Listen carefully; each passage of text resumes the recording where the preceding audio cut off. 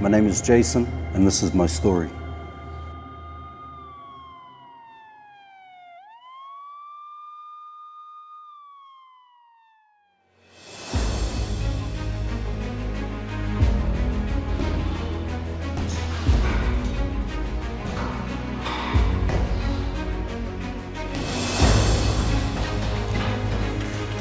My life was predetermined before I was born. I was born into slavery, a caged beast. Only difference was, I thought I was the predator, the one who broke the rules to attain true freedom, to take whatever I wanted, to rule the world. I was completely blind.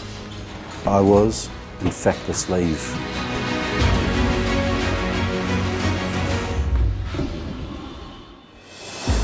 I was initiated into my first real gang in the early 90s. It was all small stuff, petty theft and vandalism, but I burned for fire. I'd set bins alight and watch from a distance the fire brigade come to the rescue. While they were occupied fighting the flames, I'd set off another fire nearby and sit back reveling in the chaos.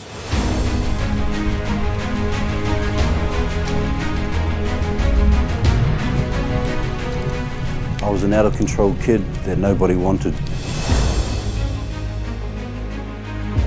Even the police didn't want to deal with me.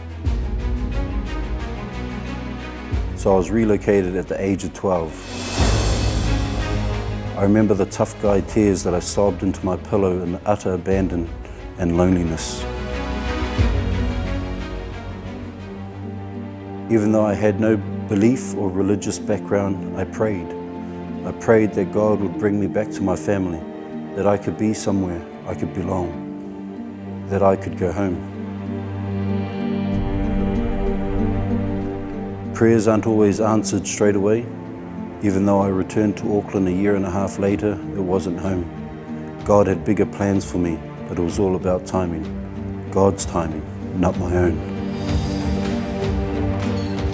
Of course, I fell straight back into old habits. It was the only world I knew. I hooked up again with my old crew and went straight back into a life of crime.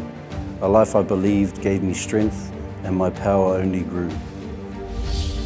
By 1996, I began to grow and sell marijuana, but by 2000, I had tried meth, and it didn't take much for me to be utterly addicted to it. Not only did I revel in it, I needed a way to support my $3,000 weekly habit, and so began distributing, which opened a whole new portal for me. It was lucrative, so lucrative in fact, that at my peak, I was part of a syndicate of 3 cooks, and I had 4 workers who would bring in around 10,000 every few days.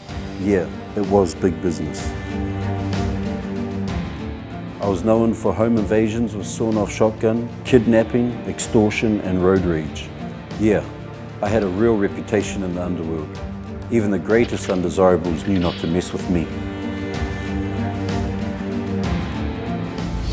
During the course of 11 years of distributing meth, I had become an animal, somebody out of control,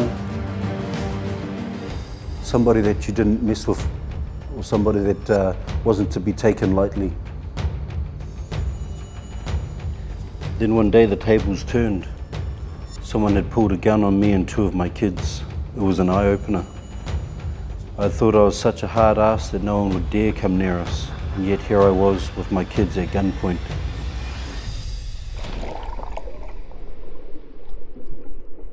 I was drowning, but didn't realize it. One day, I was at a pool when a Samoan guy named Andrew approached me and asked if I would be interested in joining a free community kickboxing program called Solid Community. I went along thinking, man, I'm going to be even more lethal at the game, at the street fighting that I already love and am passionate about. I loved the class. I had a passion for street fighting. It made me feel in control and invincible. At the end of the session though, Andrew read a thought for the day out of the Bible, and it said, Lay your treasures not here on earth, but up here in heaven, where neither rust nor moth can destroy. Me, being a virgin to the whole religion and whole faith and belief in God, left that training session rather confused and thinking, what the heck is that all about? What the hell does that mean? I kept going back to Solo Community every week and trained hard.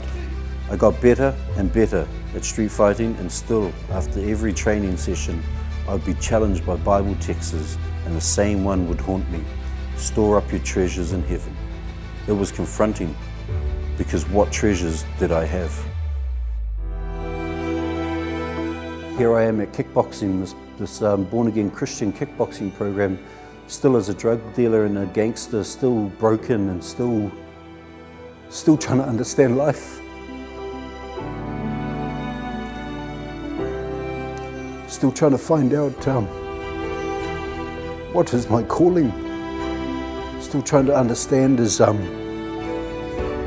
this all that I'm meant to be? Is this all that I can be? Is this the greatest that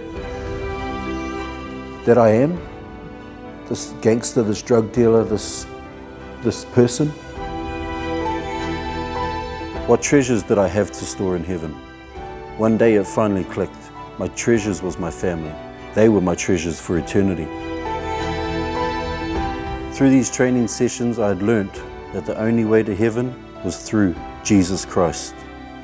So how then, I thought, can I store my treasures in heaven? How do I teach my family about God? The love that Andrew showed me through simply meeting me and introducing me and my family to Christ. Man, it's amazing. It's a powerful love. It was then that the real battle began. We had been assets to the devil's cause for generations. And now, well, now Jesus was rocking the boat. Would I stay in my criminal comfort zone, playing out my predetermined future? Or could I, stop it all to follow Christ? Andrew decided or asked if I would like to be a leader of the Solo Community, a trainer. Yeah, which was an eye-opener, which was humbling, which was an honor. Finally, in 2015, I said to myself, it's now or never. I can't live this double life anymore. Either I choose to keep on with the lifestyle I've always known, or I change sides and start a new life with Christ. It was that day that I chose to follow Jesus Christ.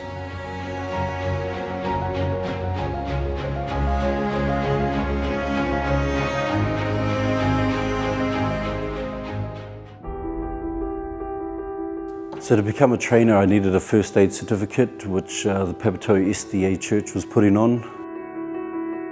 I attended and met Carl Soifaloi and was introduced to a lot of the other members through Carl, and just felt overwhelmed and welcomed and like I was already part of the family. These Adventist people were different. I couldn't get over the love they bestowed on us, on everyone. How everyone had a part to play in making the world a better place. You know, the selflessly serving that they teach us, and not just teach us, but even to the degree that they show us. Perhaps the community church has just embraced us on such a level that that I never thought I was worthy of. Many years ago, a 12-year-old boy had sobbed into his pillow, screaming out to God to bring him home. God answered. Being around such positive, influential people, supportive people on a crazy level that were found perhaps to be, Our family celebrated the largest baptism at Papster Church last year. What is it, 7 of us got baptised, and our 2 youngest ones got dedicated. So 9 of us in total gave ourselves to Christ. My name is Jayson Rogers. I'm a business owner, I'm a kickboxing trainer, I'm a husband, and I'm a father to 7 beautiful children. And I know where my treasures lie.